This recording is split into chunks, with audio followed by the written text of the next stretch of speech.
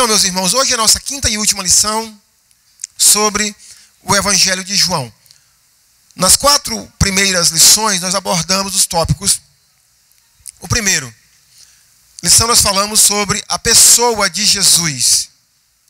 Quem é Jesus, segundo João, no seu Evangelho? Segundo João, Jesus é nada mais, nada menos do que o Verbo que se fez carne e habitou entre nós. Jesus é o Deus que se fez presente, que se fez homem e habitou entre nós. Na segunda lição nós abordamos, irmãos, a obra realizada por Jesus, a salvação realizada por Jesus Cristo, como João nos apresenta essa salvação. E sempre é importante a gente frisar. Hoje, quando o meu filho, o Daniel, orou, depois daquela primeira oração durante a ceia, eu fiquei feliz com uma frase que ele citou na oração dele. Ele falou assim: obrigado, Senhor, pela salvação de... Complete aí. Pela salvação de graça. Espero que Deus tenha usado tanto a gente como os pastores, as igrejas por onde já passamos, para incutir no coração dele que a salvação é obra de Jesus. Foi isso que ele veio fazer, por isso que ele se fez carne e habitou entre nós. Na terceira lição, nós abordamos, irmãos, a segurança dessa salvação, a durabilidade dessa salvação. E acredito que o versículo que mais resume a ideia da segurança da salvação, segundo o Evangelho de João, é João 10:28. Eu lhes dou a vida eterna, jamais perecerão eternamente, e ninguém os arrebatará da minha mão. Na nossa última lição, ou seja, domingo passado, nós falamos sobre como João descreve a ação do Espírito Santo na vida de um ser humano. Desde o momento em que ele é regenerado, desde o momento em que ele nasce de novo, até o momento da consumação, ou seja, até o momento da glorificação. Então, entre tantas coisas da Bíblia que são mistério para a gente, que deixa a gente meditando, pensativo, uma delas para mim é como o Espírito Santo trabalha, age na vida de cada cristão. Por que isso para mim é tão fantástico, irmãos? Porque o que eu gostaria, da maneira que o Espírito Santo trabalhasse na minha vida, é que ele me anulasse completamente. É como se ele pegasse um dependente químico, levasse para um lugar, amarrasse ele e não deixasse ele sair de lá. Mas é assim que o Espírito Santo trabalha na sua vida? É assim? Não. Também não é assim na minha. Deus, por meio do seu Espírito, habita em cada um de nós, trabalha em nós, mas, infelizmente, ao meu ver, nós continuamos ainda trabalhando, e às vezes trabalhando de maneira equivocada, de maneira que não é a maneira que Deus se agrada, né? Aí nós temos os mandamentos: enchei-vos do Espírito, andai no Espírito. Mas, infelizmente, nem sempre nós fazemos isso, nem sempre buscamos estar cheio do Espírito, nem sempre buscamos andar no Espírito. Hoje, irmãos, vamos olhar um último assunto, não que seja esse o último assunto a ser abordado no Evangelho de João, mas o último assunto que nós vamos abordar hoje também é bem complexo. E o título da nossa lição de hoje é Soberania de Deus e Responsabilidade Humana. Há alguns meses atrás, acho que não está com uns 2 meses, o pastor Marcos estava trazendo uma série sobre o livro de Isaías, algumas partes do livro de Isaías, e uma das lições que ele trouxe falando sobre essa questão da soberania de Deus. E eu lembro que quando ele terminou, ele abriu para perguntas, e uma pergunta de uma irmã, se ela estivesse aqui eu ia dizer o nome dela, mas ela não está. Ela perguntou assim: pastor, mas como conciliar a soberania de Deus e a responsabilidade humana? De que maneira João, o apóstolo, descreve esse tema? Como João enxerga a soberania de Deus e a responsabilidade humana? Que posição João toma? Para que direção ele vai? Ele vai para o lado da soberania e menospreza a responsabilidade humana, ou ele enfatiza a responsabilidade humana e diminui a soberania de Deus. Como João descreve esse assunto? Vamos olhar esse assunto descrito no livro de João sob 3 óticas, ou 3 tópicos diferentes. No primeiro, vamos olhar a soberania de Deus e a responsabilidade humana, olhando sobre a ótica da salvação.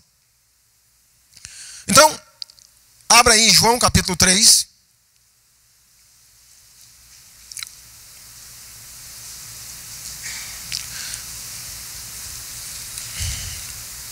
Antes de 3, vamos um pouquinho mais para frente logo, vamos começar com João 10.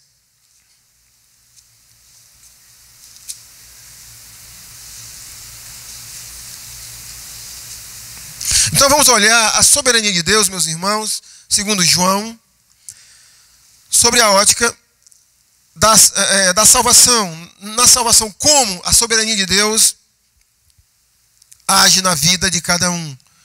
João 10, versículo 14.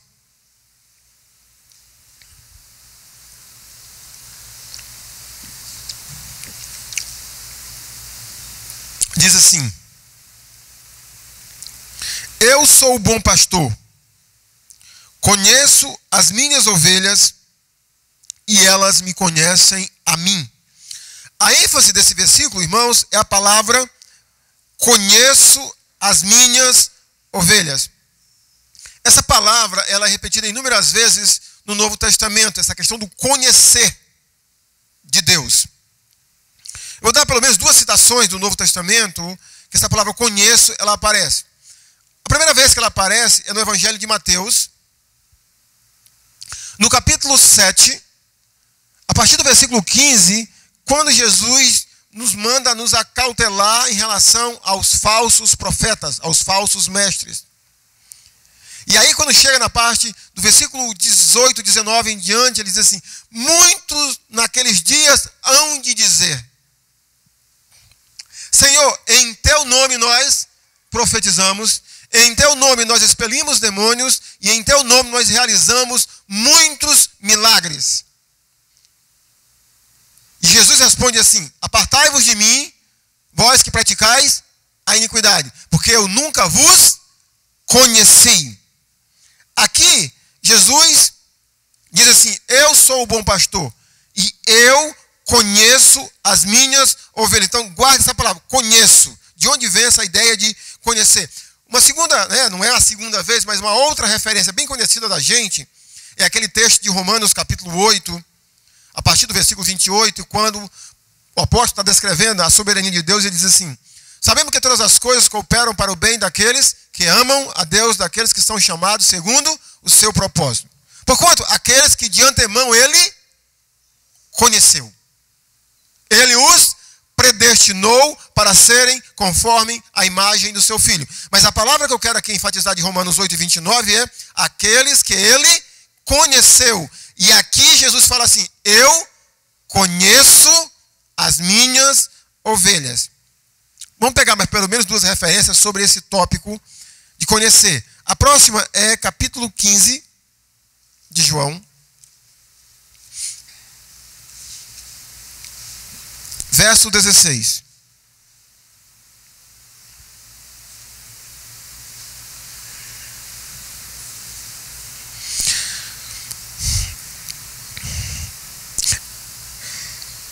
Observe a parte A do verso 16. Não fostes vós que me escolhestes a mim, pelo contrário, eu vos escolhi a vós outros. Aqui a palavra não é conhecer, mas é escolher. Foi Jesus que escolheu os 12. E em linhas gerais o princípio foi Jesus, e é Jesus que escolhe cada uma das suas ovelhas. O próximo texto é capítulo 17, versículo 2 e versículo 6.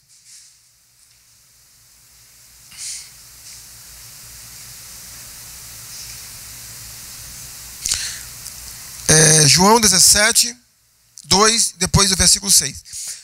Assim como lhe conferiste autoridade sobre toda a carne, a fim de que ele conceda a vida eterna a todos os que lhe deste. Aqui não tem mais a ideia, a palavra melhor dizendo, de conhecer nem de escolher, mas dá a vida eterna a todos aqueles que o Pai deu para o Filho.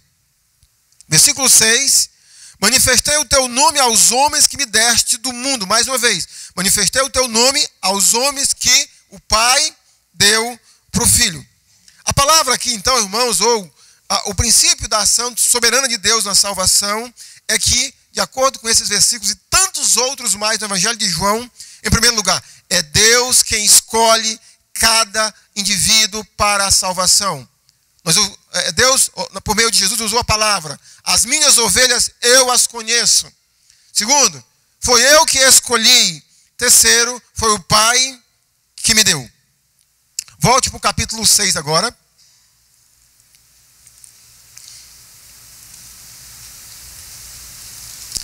Vamos ler os versículos 37, 39 e 44.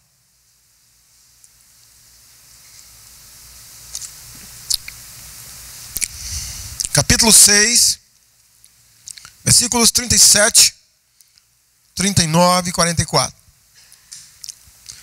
Todo aquele que o Pai me dá, esse virá a mim.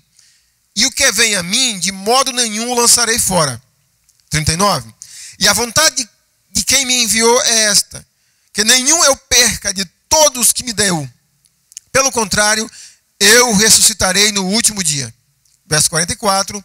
Ninguém pode vir a mim se o Pai que me enviou não o trouxer. E eu o ressuscitarei no último dia. Aqui, irmãos, nós temos a soberania de Deus agindo na salvação. De tal maneira, imagine que esse livro aqui representa ou simboliza Jesus.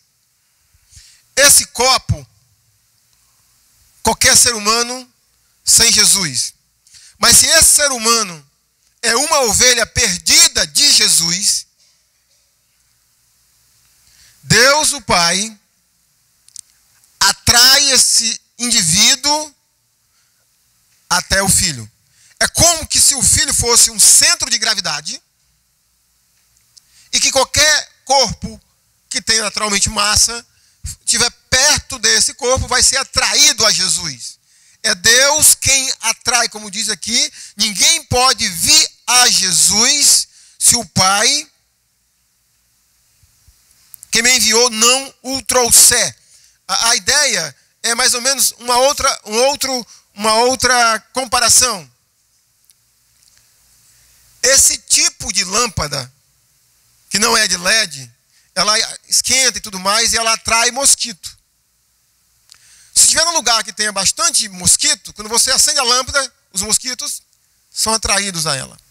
Então, alguém que é uma ovelha de Deus, mas ainda perdida, vai chegar um momento da sua vida que ela vai ser atraída para Jesus.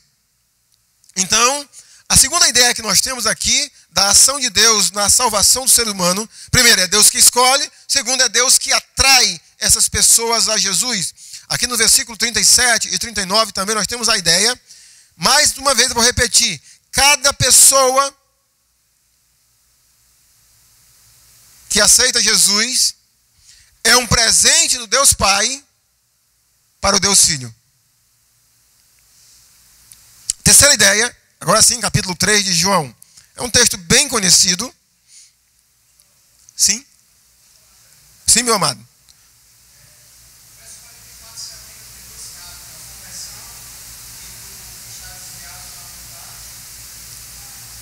Sim, entendi. A pergunta do irmão Clodomir é se o versículo 44 se aplica em duas situações. Né? Número 1, que nós falamos sobre salvação, e número 2, na questão de uma reconciliação de alguém que está afastado dos caminhos do Senhor. A aplicabilidade dele, eu só vejo na situação número 1.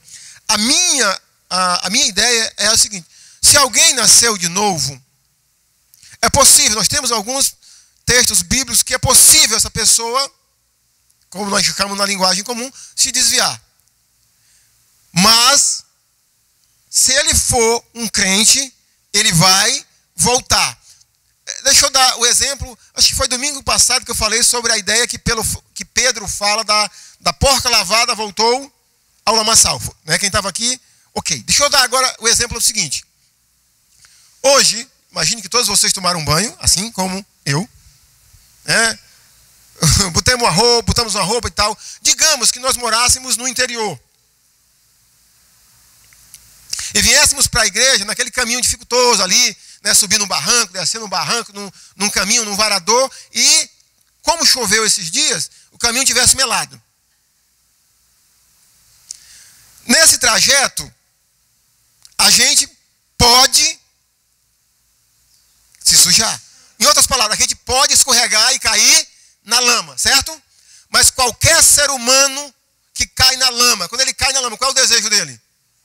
De sair e de se limpar. E se a queda tiver sido feia, se ele não puder sair, ele vai aceitar a ajuda de alguém que venha e o puxe pela mão. Essa ideia se aplica também naquela ilustração de Pedro, irmão Clodomir. Um crente em Jesus Cristo pode cair na lama. E essa ideia, Davi quando ora nos Salmos, ele diz assim, me tira desse poço de lama.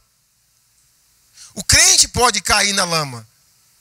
Mas se ele é crente, quando ele cai na lama, ele quer sair e se limpar. Ele não quer permanecer na lama. Então, irmãos, a terceira ideia agora sobre a ação de Deus na salvação, versículos 3 a 8 diz: a isto respondeu Jesus, em verdade te digo que, se alguém não nascer de novo, não pode ver o reino de Deus. Perguntou-lhe Nicodemos, como pode um homem nascer sendo velho? Pode, porventura, voltar ao ventre materno e nascer a segunda vez? Respondeu Jesus, em verdade te digo, quem não nascer da água e do Espírito não pode entrar no reino de Deus. O que é nascido da carne é carne, o que é nascido do Espírito é Espírito. Não te admire de eu te dizer, importa-vos nascer de novo. O vento sopra onde quer, ouves a sua voz, mas não sabe de onde vem nem para onde vai. Assim é todo o que é nascido do Espírito. Então, a terceira ideia, irmãos, é que na salvação a soberania de Deus age por meio do seu Espírito, entrando dentro de um ser humano. Deixa eu tomar o resto da água. Para ilustrar. Que está aqui, vazio, morto, sem vida. O Espírito Santo entra nele, regenera ele, cria nele um novo coração. E aí, segundo Jesus, ele nasceu de novo. É o nascimento que só é possível por meio da intervenção do Espírito Santo de Deus. Então nós temos então três aspectos. Deus escolheu, Deus atrai e Deus produz o novo nascimento. Olhando a salvação somente por esse aspecto, a gente fica com o coraçãozinho apertado, dizendo assim, coitado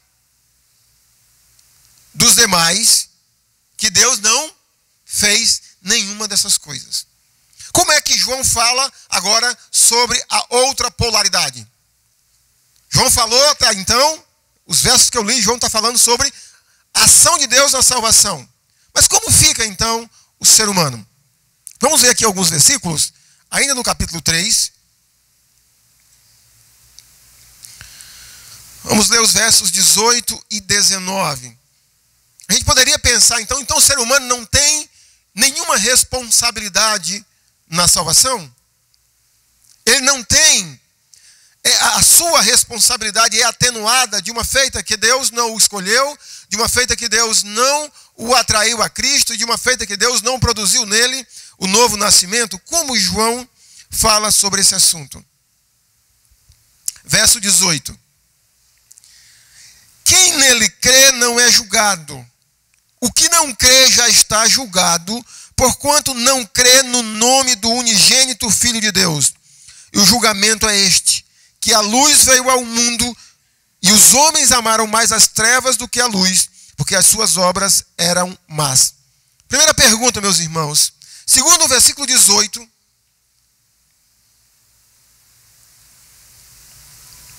quem é responsável por crer em Jesus Cristo? Quem é?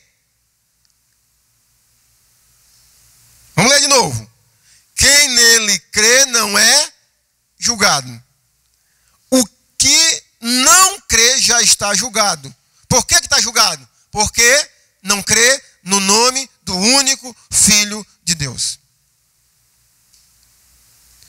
Então, no versículo 18, João nos diz que cada indivíduo é responsável, segundo Deus, por crer em Jesus Cristo. No versículo 19, ele diz que essas pessoas que não crerem em Jesus Cristo, por que eles não crerem em Jesus Cristo? Porque eles preferiram o pecado do que Jesus.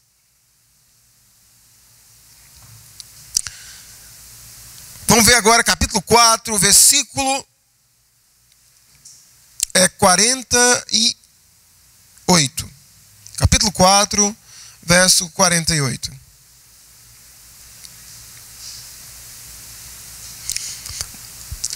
É só mais um detalhe de como o ser humano é responsável por crer. Então Jesus lhe disse: se porventura não virdes sinais e prodígios, de modo nenhum crereis. Observe que aqui o que Jesus está dizendo é, em outras palavras, eu vou realizar esse milagre, e as pessoas que irão ver esse milagre, algumas vão crer, mas as que não crerem não têm nenhuma desculpa por não terem crido. Capítulo 5, versículo 39. Não dá para a gente comentar como gostaríamos, mas vamos rapidinho passar. Isso aqui é um texto bem conhecido, um versículo, você deveria saber decorado, não vou nem olhar. Examinais, porque julgais ter nelas a vida eterna, e são elas mesmas que testificam sobre mim, no caso de Jesus. Isso aqui dá até para preparar uma mensagem para esse mês temático das Escrituras, mas Jesus está dizendo que cada ser humano tem a responsabilidade de examinar esse livro. E ao examinar esse livro, ele tem a responsabilidade de entender que esse livro fala a respeito da sua obra de salvação. E crer nele. Versículo 40 também. Contudo, observe, contudo, não quereis vir a mim para terdes vida. Contudo, vocês não querem crer, vocês não querem vir a mim. Vocês não examinam as Escrituras, vocês não querem, vocês são responsáveis por não crer. Agora sim, capítulo 6, versículo 36.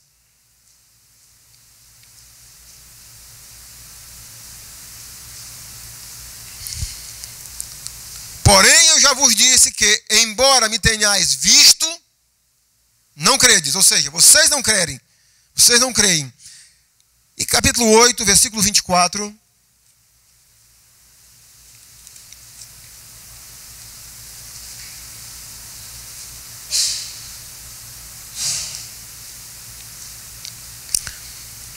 E 24. Por isso eu vos disse que morrereis nos vossos pecados, porque se não credes que eu sou, morrereis nos vossos pecados. Mais uma vez, irmãos, João também nos ensina que cada indivíduo, que cada ser humano é responsável por crer em Jesus. Porque Deus amou de tal maneira que deu o seu Filho unigênito para todo aquele que nele crê, não pereça, mas tenha a vida eterna. Eu sei, meus irmãos, que para nossa lógica é incompatível as duas verdades apresentadas por João. João ensina que é soberano na salvação, sim ou não? João ensina que o ser humano é responsável por crer, sim ou não?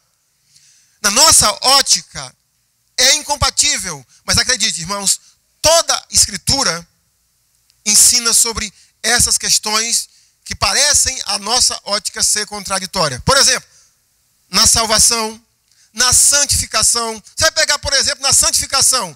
Pois é Deus quem efetua em vós tanto o querer quanto o... E um pouquinho mais na frente, Paulo diz, buscai a santificação. Nós vamos encontrar. Eu não sei, irmão, também não entendo.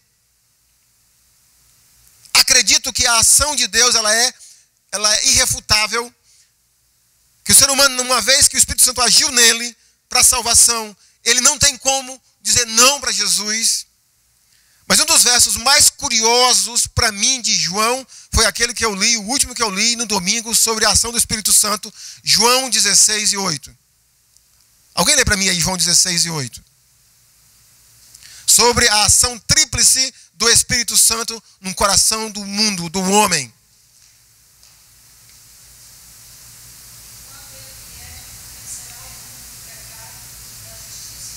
Ok, irmã. Tá bom, ok, só o dizendo. Tá claro aí que a ação do Espírito Santo não é só sobre os eleitos. Observaram isso? Quando ele vier, ele convencerá quem? Do pecado, da justiça e do juízo. Está claro que não está falando para salvos aí. Do pecado porque não crerem em mim. Do juízo porque eu vou para o Pai. Ou é da justiça, né? E do juízo é porque o príncipe deste mundo já está julgado, né? Ou está, no caso, condenado. Então, meus irmãos, João apresenta nesse aspecto a soberania de Deus e a salvação, e a responsabilidade humana. Olhando para o prisma da salvação, Deus é soberano. É Deus que age, mas em nenhum momento é atenuada a responsabilidade humana de crer em Jesus. O segundo tema que nós vamos olhar sobre soberania de Deus e responsabilidade humana é sobre as catástrofes da vida. Quando as mazelas, quando as coisas ruins acontecem. A primeira passagem que João aborda essa questão está no capítulo 9. Vamos ler os versículos de 1 a 3 apenas, né? Vocês conhecem essa história, acredito.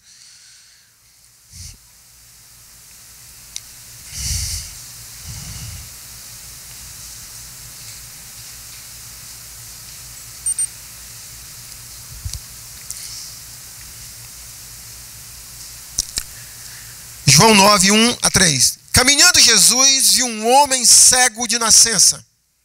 E os seus discípulos perguntaram: Mestre, quem pecou, este ou seus pais, para que nascesse cego? Respondeu Jesus: Nem ele pecou, nem seus pais, mas foi para que se manifestem nele as obras de Deus. Entenderam a situação? Imagina só, os discípulos estão passando junto com Jesus e eles veem um homem cego de nascença. E eles perguntam a Jesus: esse homem nasceu cego por causa do pecado dele ou por causa de pecados que cometeram os antepassados dele? O que Jesus responde? Nem ele, nem seus pais. O que aconteceu com ele foi para que Deus Pai fosse glorificado através dessa situação. É muito difícil. É fácil a gente ensinar o que eu acabei de ler. E fácil da gente assimilar quando uma situação catastrófica acontece com a gente. Com alguém da família da gente. Mas Deus está no controle de todas as coisas, inclusive das catástrofes, das mazelas, de tudo de ruim que acontece. Eu não vou me estender muito fora do Evangelho de João, porque o meu compromisso é com João, mas lembra que quando Moisés está sendo chamado por Deus para ir, para ser o libertador do povo de Israel no Egito, Moisés disse que não sabe falar. E Deus disse: eu vou resolver isso, rapaz. E Moisés continua dizendo, e Deus diz assim: quem foi que fez o gago, Moisés? Quem foi que fez o cego? Quem foi? Foi eu, Moisés. Então Deus está no controle e é responsável por as mazelas da vida. Nesse caso aqui, é fácil a gente ter uma compreensão do que Deus ia fazer por meio de Jesus. Como e de que maneira a glória de Deus, as obras de Deus, seriam manifestadas na vida desse homem. Porque Jesus iria restaurar a visão dele. Nesse caso é fácil porque a gente sabe o resultado. No nosso dia a dia, nós não temos um versículo que nos diga que vai acontecer. E a gente precisa confiar exatamente nisso. Deus está no controle. A segunda passagem, que vamos olhar um pouquinho, é João 11. Vamos ler os versículos de 1 a 4, que trata da ressurreição de Lázaro, né? Mas vamos ver aqui a doença e a morte de Lázaro.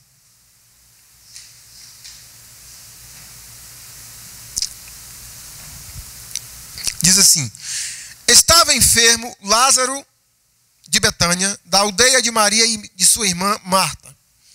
Esta Maria, cujo irmão Lázaro estava enfermo, era a mesma que ungiu com bálsamo o Senhor e lhe enxugou os pés com seus cabelos.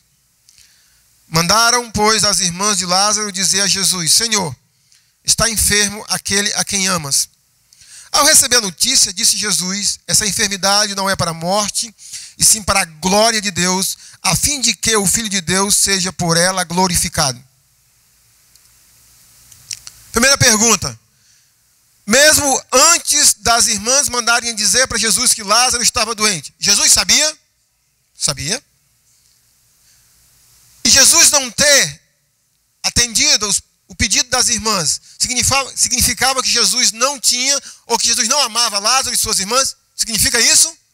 Porque o texto repete algumas vezes: Jesus amava tanto Marta, como Maria, quanto Lázaro. Jesus sabia. Mas no versículo 4, Jesus fala que essa enfermidade e a consequência dela apareceu na vida de Lázaro para que o Filho de Deus seja glorificado. Aqui, inclusive, meus irmãos, eu quero fazer só uma pequena aplicação já. Quando os irmãos, ou não sei se alguns são irmãos, os neopentecostais, os carismáticos como um todo, dizem que quando Deus não atende a nossa oração é porque nós estamos em pecado. Às vezes até alguns batistão, né? Quando Deus não atende a nossa oração é porque nós estamos em pecado, é porque isso, é porque aquilo outro. Aqui, o que poderia simbolizar a oração de Marta e de Maria foi a carta que elas mandaram para Jesus. A carta chegou em Jesus?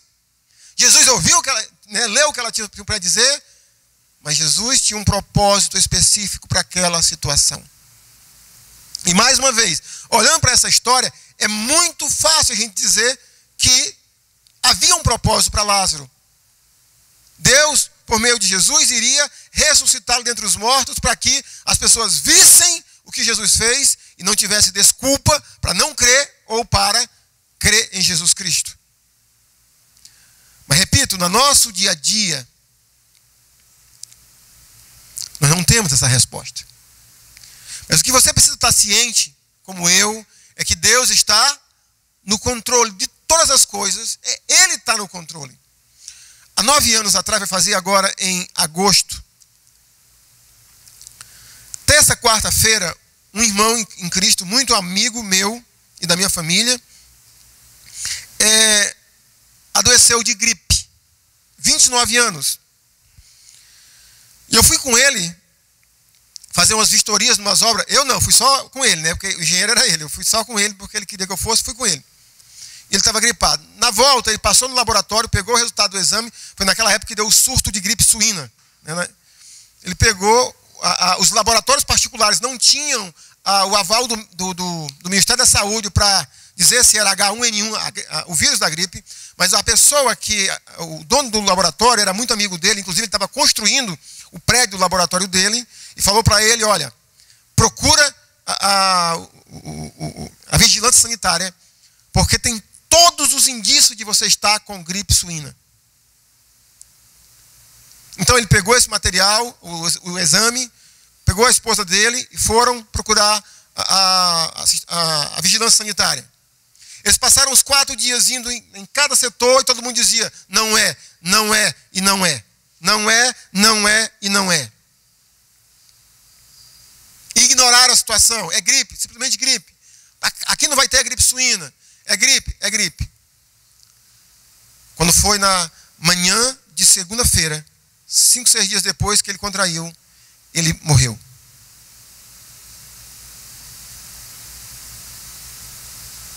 Um irmão dedicado, um bom pai, um bom esposo, alguém que investia mas investia poderosamente no reino de Deus, no que ele podia economicamente. E aí havia a pergunta, como? Uma das primeiras perguntas que eu tive que pensar sobre ela foi quando a esposa dele, que é minha prima, pergunta, é da vontade de Deus? E eu pergunto a vocês, o que aconteceu com ele? Deus estava no controle, sim ou não? Sim. Mas isso não atenua a responsabilidade, a culpa de cada funcionário que negligenciou a sua função. E se a justiça dos homens, houve processo, não sei aonde, né, em que as conclusões sobre as pessoas responsáveis, mas se a justiça dos homens não punir, Deus vai punir. Porque Deus é justo. Mas as catástrofes da vida, irmãos, nós nos deparamos com ela e por mais que a gente ache que poderia ser ou não ser evitado, mas quando você pensar em catástrofe e soberania de Deus, pense assim, quantos aqui dirigem? Levanta a mão. Você crê na soberania de Deus? Sim ou não? Mas dirija com cuidado. Essa é a sua e a minha responsabilidade. Dirija com atenção. Dirija, seja prudente, obedeça às leis do trânsito. Se tiver uma placa dizendo 60 km por hora na velocidade máxima, obedeça.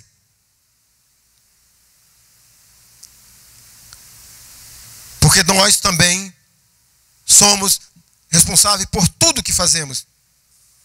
E em terceiro lugar, meus irmãos, vamos olhar a soberania de Deus e a responsabilidade humana na crucificação de Jesus. Vamos para o capítulo 19.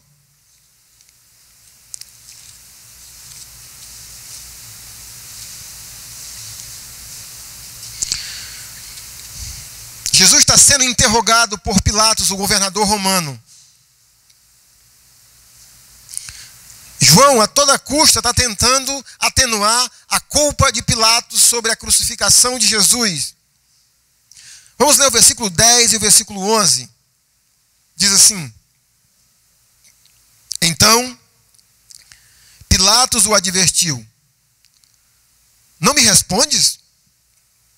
Não sabes que tenho autoridade para te soltar e autoridade para te crucificar? Olha a resposta de Jesus. Respondeu Jesus: Nenhuma autoridade teria sobre mim, se de cima não te fosse dada. Segundo João, Jesus é o quê? Deus. Confere? E o que é que o Deus que se fez carne responde? A autoridade que você tem sobre mim vem do alto. Quando nós olhamos os relatos dos evangelhos sobre a crucificação de Jesus, a gente percebe em todo o tempo o roteiro de Deus. Foi para isso que Jesus nasceu. Foi para isso que ele viveu. Foi para isso que ele veio. E como sendo Deus, ele não pecaria. Como ele morreria? Alguém teria que o trair. Alguém teria que acusá-lo falsamente. As leis ou as autoridades teriam que acatar essas acusações. E ele teria que ser condenado injustamente, inocentemente. Deus estava por trás de tudo isso. Deus estava no controle, e Deus, esse plano era de Deus. Mas observe o restante do versículo 11. Por isso, quem me entregou a ti? A ti, quem é esse a ti aqui? A Pilatos. Maior pecado tem.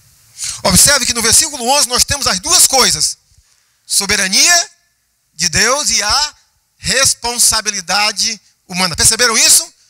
Nenhum poder você teria sobre mim se viesse do céu. Mas Pilatos, quem te entregou para mim tem mais culpa do que você. Então isso significa, irmãos, que Judas Iscariotes era culpado por ter traído Jesus, sim ou não? Os anciãos, os líderes judeus eram culpados por terem entregado Jesus injustamente a Pilatos, sim ou não? Pilatos também tinha a culpa por saber que ele era inocente e de ter cedido à pressão política e de ter mandado crucificar Jesus? Sim. Meus irmãos, a complexidade e a praticidade desse assunto não é fácil. Nós nunca iremos entender, logicamente, porque parece que a soberania de Deus exclui a responsabilidade humana. Ou que a responsabilidade humana exclua a soberania de Deus. João não é diferente dos outros escritores da Bíblia. Ele apresenta essas duas verdades. Deus é soberano. O Deus que criou os céus e a terra está no controle de tudo. Ele é o agente de tudo. E nós não conseguiremos explicar. Tantas tentativas já foram feitas. Causas primárias, causas secundárias. Eu não sei. O que eu posso dizer a você? O que a Bíblia ensina é esse equilíbrio. Deus está no controle. Mas dirija com cuidado. A sua e a minha responsabilidade. É isso que a Bíblia ensina, meus irmãos. Deus está no controle de todos os meus atos. Deus está no controle de todos os seus atos. Sem fazer dele o autor dos meus atos. Sejam eles bons ou ruins. Uma vez eu vi um pastor explicando a soberania de Deus da seguinte maneira. Para mostrar que Deus, o controle de Deus e que Deus fazia com que o ser humano fizesse o que Deus quisesse que ele fizesse. Ele disse assim, digamos que eu estou me arrumando para ir para a igreja. E eu estou em dúvida entre qual gravata eu vou colocar. Aí tem uma gravata azul e uma vermelha. E eu fico, qual que combina mais? E aí eu olho, acho a azul combina mais, eu ponho a gravata azul. Eu escolhi a gravata azul. E Deus acha graça e diz, era isso que eu queria que você fizesse. Se eu estivesse conversando com esse irmão, eu faria uma segunda pergunta para ele, ou uma segunda ilustração. Um homem ou uma mulher está sendo tentado para roubar. E ele fica naquela, rouba ou não rouba, rouba ou não rouba, rouba ou não rouba. E aí ele rouba. E Deus acha graça e diz, era isso que eu queria que você fizesse. Ele não explicaria dessa maneira. Porque se ele explicasse dessa maneira, quem era o responsável pelo roubo? Deus. E a Bíblia nunca atribui a Deus. Porque Deus é soberano, mas ele é santo, justo, verdadeiro. Os outros atributos de Deus. Deus é tão justo que a salvação nos mostra que ele poderia, se quisesse, levar cada ser humano para o céu sem que seu filho tivesse morrido na cruz. Você imagina só, você está na porta de um evento como teve esse aí agora do fim de semana e fosse pago. E aí o João Condomínio está na portaria e eu chego lá, quero assistir, mas não tenho dinheiro para comprar. Mas ele é o responsável, ele está controlando quem entra e quem não entra. E ele é meu amigo. É? Sim? E aí eu digo, irmão, rapaz, eu queria entrar, só estou sem dinheiro. Como é que no geral nós fazemos? A gente olha para um canto, olha para o outro, o que a gente faz? Entra. Deus não faz isso. Ele quer levar todo ser humano para o céu. Só que para levar o ser humano para o céu, ele sabe que o ser humano deve uma conta grande. E ele meteu a mão no bolso, tirou o dinheiro e pagou a conta com o seu próprio dinheiro. Ele pagou a conta. Lembra que Paulo diz que Jesus encravou na cruz todos os nossos delitos e pecados. A nossa culpa, ele pagou. Deus é justo. Deus é soberano. Você é responsável pelo que faz, eu sou responsável pelo que faço, mesmo Deus estando no controle. Eu sei que vocês não têm pergunta. Bom dia. Fiquem de pé, vamos orar. Não façam barulho, que agora é 10h17 ainda.